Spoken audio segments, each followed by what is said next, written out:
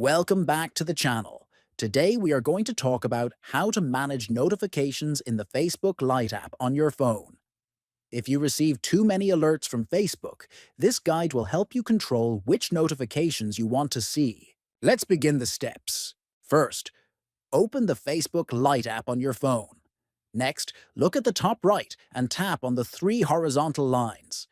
Then scroll down until you find the section labeled Settings and Privacy. Tap on it to expand more options. Tap on Settings to open all available options. After that, look for the Notifications option and tap on it.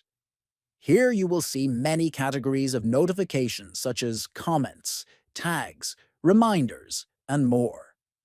Next, choose any category you want to manage. For example, if you tap on Comments, you will see three types of notifications: push, email, and SMS. You can turn off any of these options according to your preference.